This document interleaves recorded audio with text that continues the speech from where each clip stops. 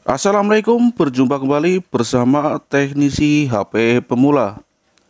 Untuk berkesempatan kali ini kita dapat servisan Oppo A7, di mana handphone ini hanya logo petir saja ya, seperti ini. Untuk handphone ini sudah divonis MMC ya lur, karena handphone ini datangnya dari counter ya.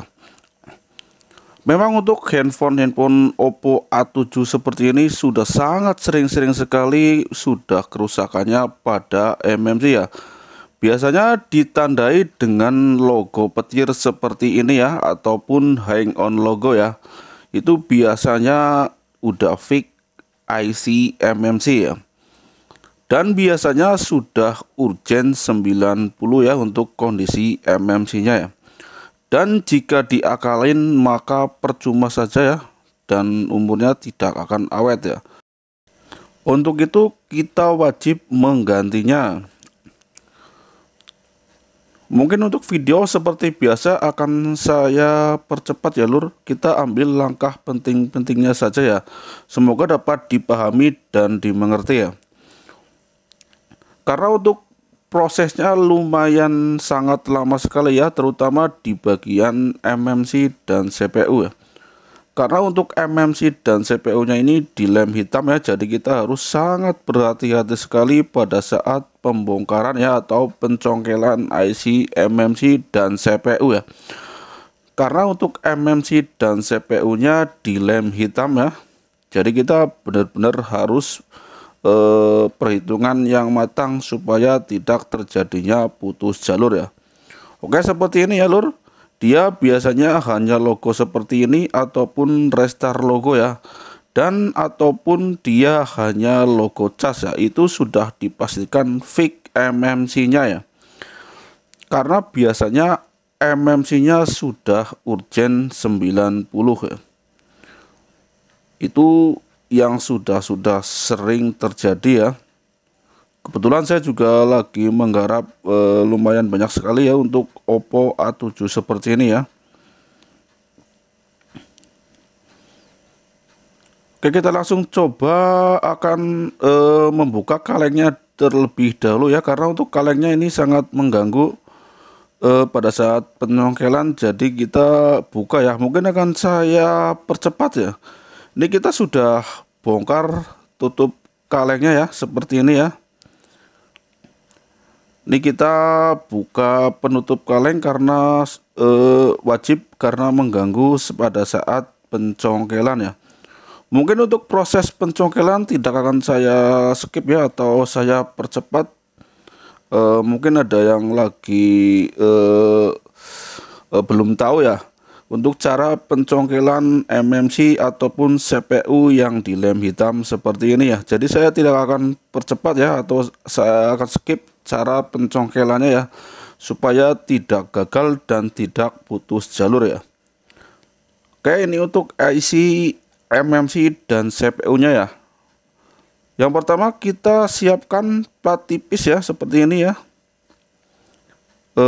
Untuk mencongkelnya ya. Jadi kita langkah pertama kita bersihkan dulu di bagian pinggir-pinggirnya, biar nanti pas pengangkatan tidak terlalu berat ya, gampang ya, dan tidak ke bawah untuk kapasitor di sekelilingnya ya. Jangan lupa untuk kapasitor di sekelilingnya kita wajib mengingat-ingat ya lur, supaya nanti pada saat pencongkelan jika terjadi pengangkatan atau ke bawah oleh IC MMC, kita tahu ya untuk letak posisinya ya, bila perlu difoto jika tidak ada persamaannya ya. Oke, kita bersihkan seperti ini untuk langkah pertamanya. Saya menggunakan blower angin 3,1 ya lur, dan anginnya 2 ya. Dan jangan lupa blowernya digoyang-goyang ya, jangan satu titik, karena jika satu titik nanti bisa belembung untuk PCB-nya ya. Ya, langkah utama kita bersihkan seperti ini ya. Jadi muter saja dengan plat tipis seperti ini. Disarankan jika memang untuk pencongkelan ini memerlukan feeling atau skill individu ya, karena memang untuk resikonya dia putus jalur jika tidak tepat antara panas dan ukuran anginnya. Jadi memang harus dibutuhkan skill individu ya. Oke, lanjut kita akan melakukan pencongkelan untuk di bagian MMC terlebih dahulu ya. Dan jangan lupa kita kasih fluk seperti ini ya. Rada banyak tidak apa-apa ya. Nanti biar supaya fluk ini selain melindungi PCB, dia juga biar mudah proses pencongkelannya ya. Oke, kita panaskan dengan blower dan wajib digoyang-goyangkan ya.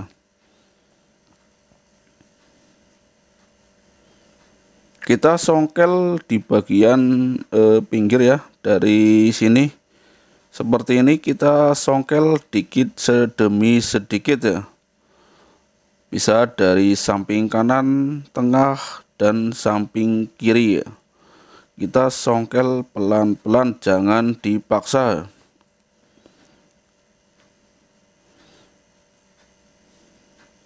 Ya, kita mulai pencongkelan ya.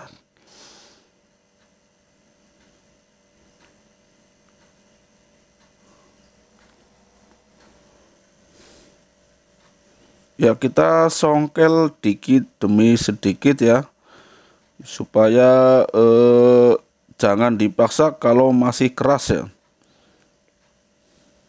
Untuk proses ini memang dibutuhkan skill individu ya. Jadi biar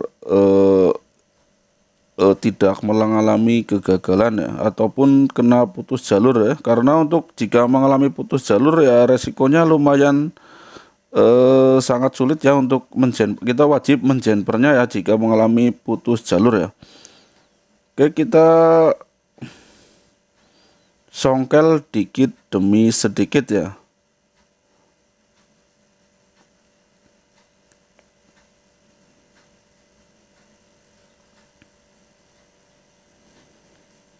Mungkin videonya agak panjang karena tidak saya skip ya untuk proses pencongkelan MMC dan CPU-nya ya.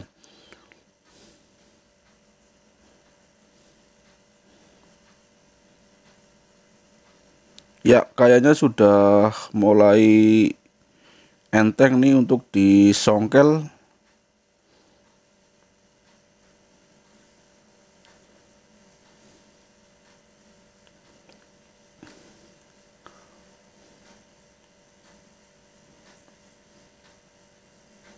Kita kasih fluk lagi ya, nih di bagian yang sudah kita songkel tadi.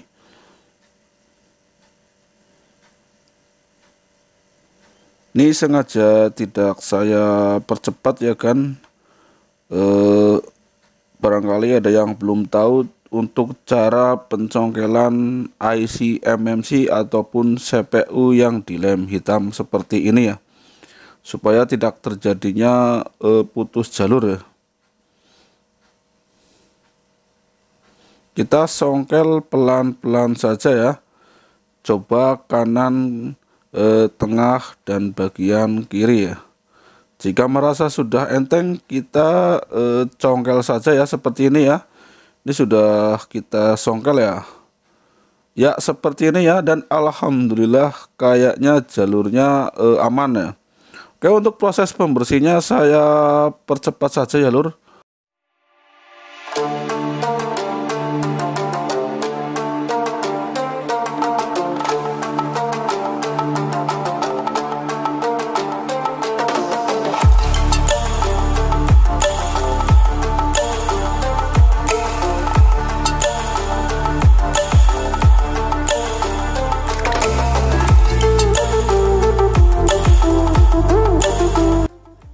Oke, lanjut ya. Untuk yang kedua kita congkel IC MMC nya ya. Caranya seperti tadi, hampir sama. Kita bersihkan dulu pinggir-pinggirannya dengan menggunakan plat tipis seperti ini. Kita bersihkan pinggirannya terlebih dahulu ya. Untuk blower jangan di satu titik ya lur, karena bisa mengakibatkan gelembung ya di PCB nya ya. Dan untuk kapasitor di sekeliling-kelilingnya wajib kita harus mengingatnya jika tidak mempunyai persamaan mesin yang sama ya. Karena bisa jadi waktu kita mencongkel dia ikut terbawa ya, karena dia posisinya ngikut di lem ya. Jadi kita harus ingat-ingat untuk posisi kapasitor di sekelilingnya.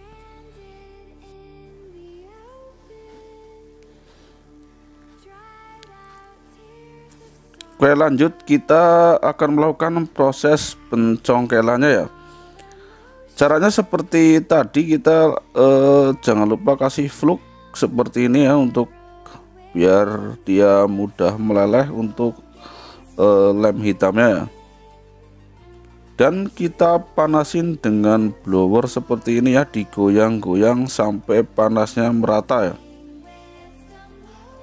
Kita goyang-goyangkan seperti ini sampai merata ya, jangan terlalu panas dan jangan kurang panas ya. Karena untuk posisi kaki IC CPU ini lebih kecil dan lebih rapat untuk kaki-kakinya dibandingkan dengan MMC ya.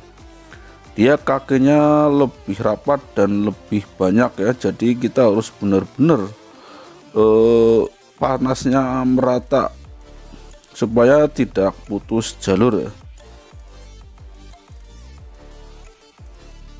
Oke, lanjut kita panasin supaya merata ya.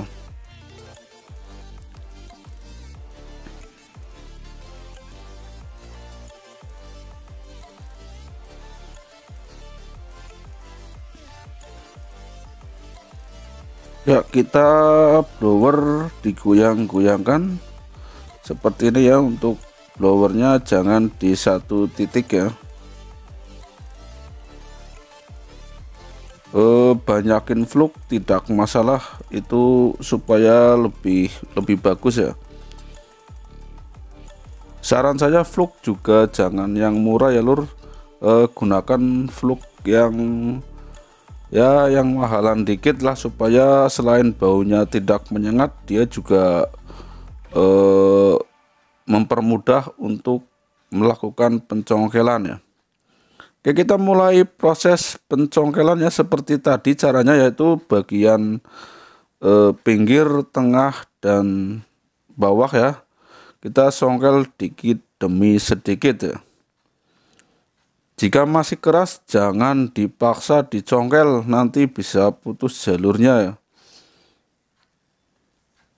Kita sedikit demi sedikit ya, seperti ini ya. Sambil kita blower bagian atasnya diputar-putar ya, supaya tidak gelembung di PCB nya ya.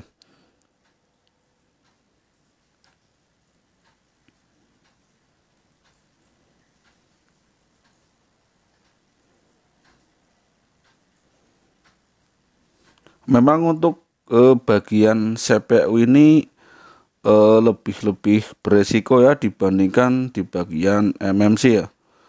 Dia sudah terangkat kayaknya ya, dia seperti ini ya. Nah, kita sudah congkel di bagian CPU nya ya.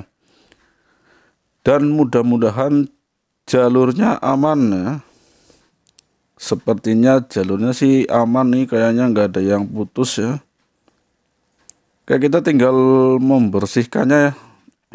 Mungkin akan saya percepat ya lur untuk proses pembersihannya.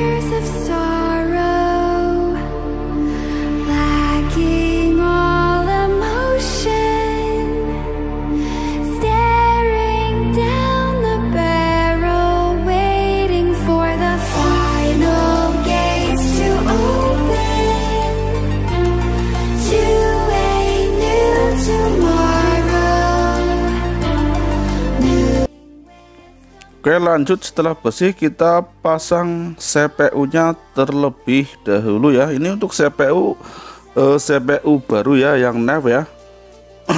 Dan untuk MMC bebas cabutan tidak masalah ya. Untuk MMC yang sudah pasti aja menggunakan MMC KMRC ya, yaitu yang sudah pasti hidup ya jika untuk penggantian Oppo A7 seperti ini ya. Oke, kita lanjut. Setelah melakukan pemasangan CPU, kita isi dulu di bagian MMC nya ya, dan kita erase dan format terlebih dahulu ya. Dan tidak lupa kita mengecek di bagian kesehatannya ya, apakah masih layak ya. Oke, masih bagus ya untuk penggantinya ya, yaitu 0:10% ya. Untuk MMC saya menggunakan KMRC ya. Dan jangan lupa kita ganti dengan 24 MHz supaya proses pengisian filenya lebih cepat ya. Ini kita tinggal masukkan file full dump-nya saja seperti ini ya. Kita tinggal tarik-tarik saja di bagian UV box-nya. Untuk proses pengisian filenya tidak begitu lama ya, kurang lebih sekitar ya 20 menitan sudah kelar ya. Kita tarik-tarik saja seperti ini full dump-nya, ataupun kita satu-satu juga tidak masalah ya. Untuk setelah proses selesai isi full dump seperti ini, langsung saja dipasang ya. Jika pemasangannya semua benar, maka handphone akan langsung hidup ya. Dan tentunya IMEI-nya 0 ya, tapi tidak masalah ya, karena walaupun IMEI-nya kosong tetapi sinyalnya sudah ada ya. Ini kita anggap saja sudah selesai ya untuk melakukan pengisian filenya ya, untuk mempersingkat waktu ya. Oke, setelah selesai kita tinggal pasang untuk MMC-nya. Kita percepat saja ya lur, supaya menyingkat waktu ya lah. Ya mungkin ini sudah pada tahu lah untuk cara pemasangannya ya. Jadi kita tinggal pasang saja yang pas dan kita tunggu dingin ya. Ini sudah kita dinginkan kurang lebih sekitar 5 menit dan kita akan mengetesnya ya. Ya, untuk sebenarnya tadi cukup ada trouble ya, tapi tidak saya tayangkan ya. Mungkin karena ini efek kepanasan ya. Jadi ketika saya mengangkat di bagian MMC dan CPU-nya, ternyata untuk IC powernya dia ikut ya. Mungkin karena dia ada di bawah IC CPU-nya ya, jadi dia ikut kepanasan ya. Memang untuk IC power yang di lem-lem seperti ini, baik lem hitam maupun lem putih, itu jika terkena panas dia biasanya konslet, kalau enggak mati ya. Jadi buat teman-teman jangan coba-coba memanasin IC power yang di lem hitam ataupun di lem putih ya. Jika dipanasin biasanya dia malah mati ya, jika dia tidak diganti ya. Seperti ini saya juga mengalami hal yang serupa ya. Jadi saya sudah komplit ya, jadi penggantian IC power, MMC dan CPU ya. Oke, handphone sudah hidup seperti ini ya. Kita ambil reset saja supaya lebih cepat di 813 pagar ya. Oke, kita tunggu sebentar ya. Handphone sudah nyala. Kita cek di bagian versi pita dasar ya. Dan untuk versi pita dasar itu ada ya. Ya, ada ya. Mungkin di bagian IMEI-nya saja yang 0 ya. Oke, IMEI-nya emang kosong, tetapi tidak masalah ya. Kita coba pasang kartu, dia akan ada sinyalnya di 4G-nya ya, karena saya sudah terbiasa mengetesnya. Oke, jadi memang resiko tukang servis seperti itu ya lur. Biasanya kalau mengganti A7 memang dia untuk posisi IC powernya dia ada di bawahnya ya, itu kebanyakan mati ya, itu yang sudah saya alami selama ini ya. Oke, sudah menyala, kita cek sinyalnya apakah sudah nongol ya. Ya, ternyata sudah bisa ya. Sudah nongol di sinyal dan 4G-nya ya. Oke, mudah-mudahan video saya dapat bermanfaat untuk sesama pemula ya lur. Demikian, wassalamualaikum warahmatullahi wabarakatuh. Sampai jumpa di video berikutnya.